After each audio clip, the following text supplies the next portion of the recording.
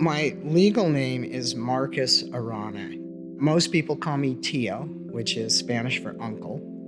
So it's kind of a nickname and an honorific. My Native American names are several. My Blackfeet name, which is my father's tribe, is Natui Nina Shtumik, which is Holy Old Man Bull. When I was given my Blackfeet name, all of the old ladies in the neighborhood were like, "Oh, that's a good name. It's got old man in it. That means you're going to live to be old. Oh, that's a good name. It's got holy in it. That means you're blessed."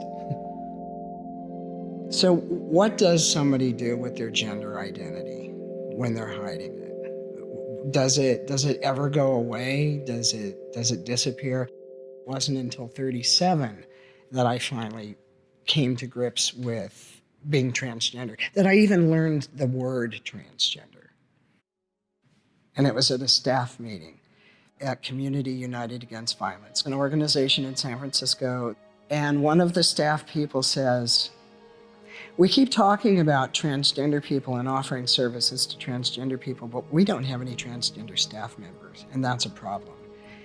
And I remember kind of weakly putting my hand up sort of halfway and saying, "Well, I've always been a man in a woman's body, but it's my karma and I've learned to live with it." And people kind of looked at me and said, "Okay." Didn't think much of it, didn't say much of it. 2 weeks later, the same conversation happened. We say we're serving transgender clients, we don't have any transgender staff members. And all of a sudden, my arm shot up in the air. And I said, "Yeah, you do. I am that person."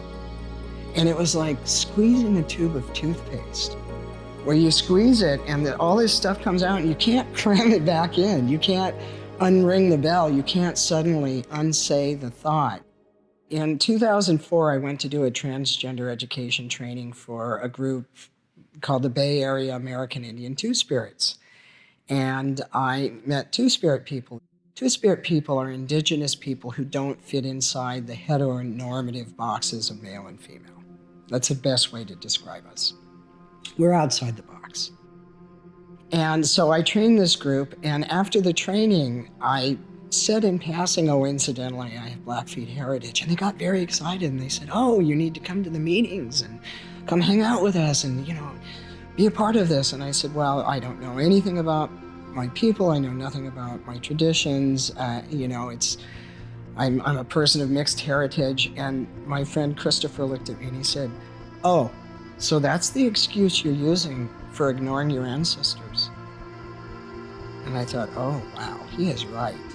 I have been so whitewashed in my own world that I completely forgot about all of these thousands of ancestors in my life. And that was a life-changing moment for me, absolutely. How has being Two-Spirit affected me? It's affected me in so many ways. I'd say probably the most profound thing is this idea that I am an absolute embodiment of masculine and feminine, and that I don't have to disavow either one. So when I changed my name, for example, I chose the middle name De Maria, which is from Mary, because I wanted to carry Mary with me wherever I went in my name. I think that for myself as a Two-Spirit person who's also transgender, I'm a great ambassador. I'm an ambassador from the Indian world to the non-Indian world. I'm an ambassador between men and women. As a bisexual person, I'm an ambassador between lesbian and gay people. So in many ways, I think that Two-Spirit people are the balancing point, and that we're a very important part of the foundation to keep everything in spiritual balance.